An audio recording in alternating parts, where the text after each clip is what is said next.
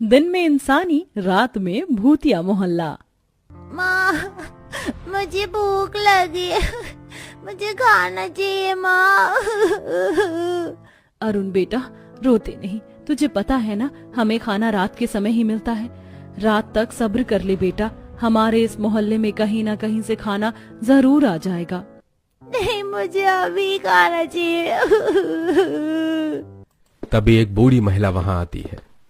अरुण बेटा, हम लोग तो केवल रात के समय ही खाना खाते हैं। तुम्हारे बाबा और मोहल्ले के कुछ लोग गए हैं ना खाना लाने। देखना, रात तक वो हम सबके लिए कई सारा खाना लेकर आएंगे।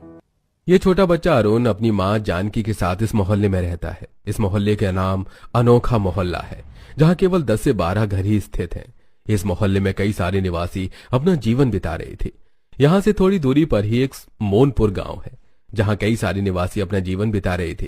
थोड़े समय बाद इस अनोखे मोहल्ले के गेट के बाहर एक सड़क है जो शहर और गांव की ओर जाती है।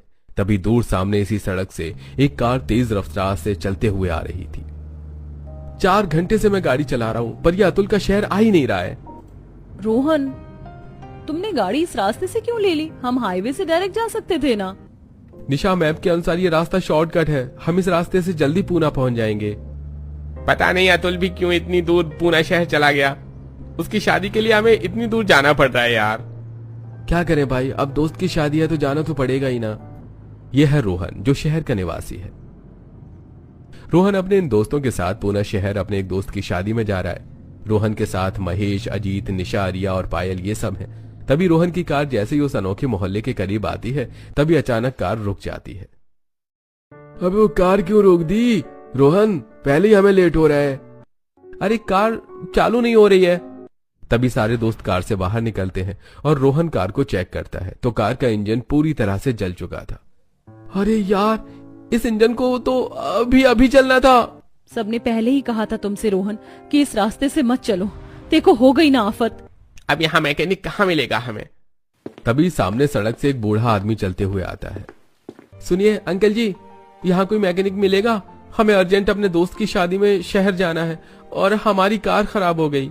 बूढ़ा आदमी रोहन और उसके दोस्तों को हैरत भरी निगाहों से घूरे जा रहा था।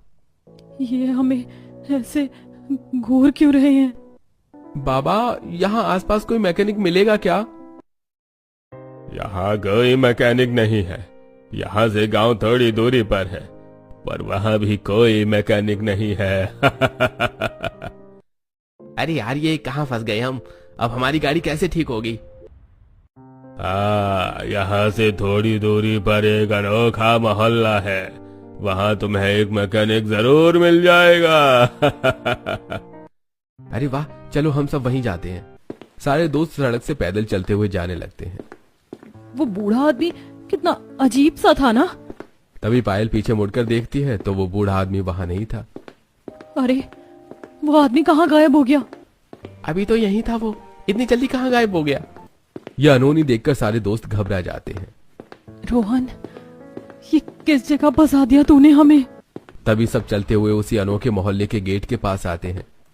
थैंक गॉड कि हम इस मोहल्ले के पास पहुंच गए। अंदर कई सारे लोग अपने अपने काम में लगे हुए थे। तभी रोहन और उसके दोस्त जैसे उस अनोखे मोहल्ले के गेट के अंदर प्रवेश करते हैं, तभी अचानक से वहां तेज तूफानी हवाएं चलने लगती हैं। अरे, ये तूफान कहाँ से आ गया? तूफान इतना जोरों का था कि रोहन और उसके दोस्तों की हालत खराब हो जाती है। तभी तूफान अचानक से थम जाता है। शुक्र है ये तूफान थम गया। तभी रोहन और सब सामने देखते हैं तो इस अनोखे मोहल्ले के निवासी रोहन और उसके दोस्त को हैरत भरी निगाहों से घूरे जा रहे थे और वो बच्चा अरुण रोहन और उसके दोस्तों को देखकर जोर जोर से तालियां बजा रहा था। अरे, ये लोग हमें ऐसे घूर क्यों रहे हैं? और ये बच्चा हमें देखकर इतना खुश क्यों हो रहा है? मुझे तो ये इलाका ही ठीक नहीं लगता। गाइस, हम चलते हैं यहाँ से। डरो मत, ये सब लोग गांव के निवासी हैं और हम शहर के निवासी हैं, इसलिए हम सबको ऐसे हैरत भरी निगाहों से देख रहे हैं। चलो हम किसी से मैकेनिक का पता पूछते हैं। रोहन और सब अरुण और उसकी माँ जानकी के पास आते हैं। सुनिए बहन जी, यहाँ कोई मैकेनिक मिलेगा? हमारी कार खराब हो गई है। हाँ, यहाँ एक मैकेनिक है, पर वो रात को ही यहाँ आता है। रात में क्यों? उसकी दुकान शहर में है ना साहब, तो रात में ही वो यहाँ अपने घर आता है। अरे यार, अब रात तक हम यहाँ क्या करेंगे? तभी उस मोहल्ले के सारे निवासी वहां आते हैं। बेटा तुम लोग रात तक हमारे घर रुक जाओ। हाँ हाँ चलो, तुम सब काफी थक भी चुके हो तो तुम हमारे घर चलकर आराम कर लो। नहीं नहीं, तुम सब हमारे घर चलो, हम तुम्हें बढ़िया सा खाना खिलाएंगे। सारे लोग रोहन और उसके दोस्तों को अपने अपने घर चलने की बात कहते हैं। ये लोग कितने अच्छे हैं ना, ये हमें जानते भी नहीं है फिर भी हमारे प्रति ये कितना अपनापन जता रहे हैं। गांव के निवासी ऐसे ही होते हैं निशा।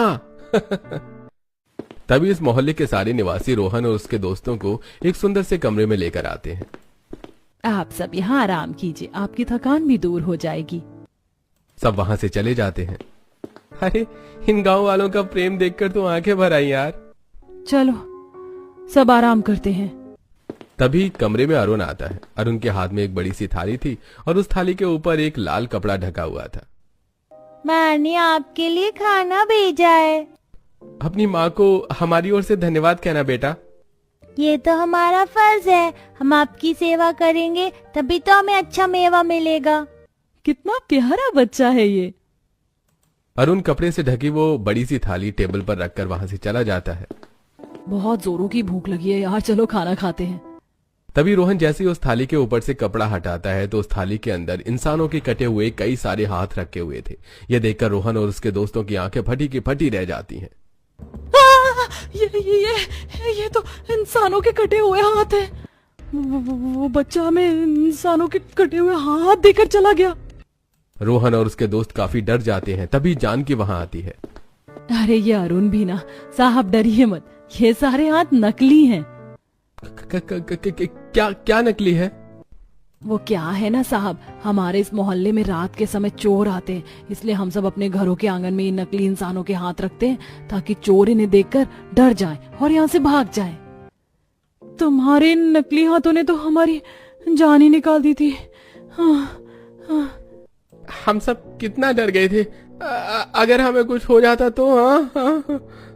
मेरे बच्चे को क्षमा कर दीजिए, अब वो ऐसा नहीं करेगा। तभी जानकी वो सारे हाथ लेकर वहां से चली जाती है। तभी रोहन और सब सो जाते हैं। थोड़े समय बाद जब रोहन और सबकी आंख खुलती है तो वो जिस कमरे में थे वो कमरा अचानक से एक खौफनाक खंडहर कमरा बन चुका था। ये कहाँ आ गए हम?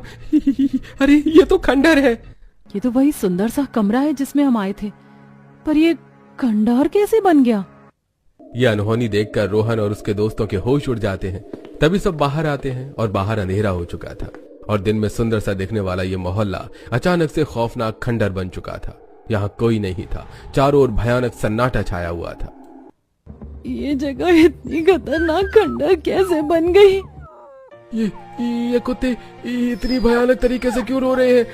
मुझे बहुत डर लग रहा है दोस्तों। इस मोहल्ले के सारे लोग अचानक कहाँ गायब हो गए और ये जगह इतनी डरावनी कैसे बन गई? तभी सबको एक खंडहर घर के अंदर से कुछ लोगों के हंसने की आवाज आती है। आवाज उस घर से आ रही है। तभी रोहन और उसके दोस्त डरते डरते सामने एक खंडहर घर के अंदर जाते हैं तो अंदर अरुण और सारे मोहल्ले के निवासी बैठे आपस में हंसी मजाक कर रहे थे। अरे ये लोग इस खंडहर में बैठकर हंसी मजाक क्यों कर रहे हैं? तभी जानकी और सब रोहन और उसके दोस्तों को देखकर जोर जोर से हंसने लगते हैं। आप लोग हमें देखकर ऐसे हंस क्यों रहे हो? ये सब क्या है? ये जगह अचानक खंडहर और इतनी भयानक कैसे बन गई? तभी जानकी और इस मोहल्ले के सारे निवासी भयानक भूत चुड़ैल बन जाते हैं। ये सब तो भूत है। हाँ, हम सारे मोहल्ले वाले भयानक भूत और चुड़ैले हैं। अरे भागो यहाँ से। सब दौड़ते हुए इस अनोखे मोहल्ले के गेट के पास आते हैं। वो गेट खुला हुआ था पर जैसे वो गेट के बाहर जाने लगते हैं वो अचानक से रुक जाते हैं। ये क्या हो रहा है? हम इस गेट के बाहर क्यों नहीं जा पा रहे हैं? तभी पीछे वही सारे भयानक भूत और चुड़ैल आकर खड़े हो जाते हैं। एक बार तो इंसान हमारे इस भूतिया मोहल्ले में आ जाता है, वो यहाँ से जिंदा वापस नहीं जाता। अरे बाप रे, इस मोहल्ले में मेरी शादी होने वाली है और ये सारे प्रेत मेरे बाराती हैं।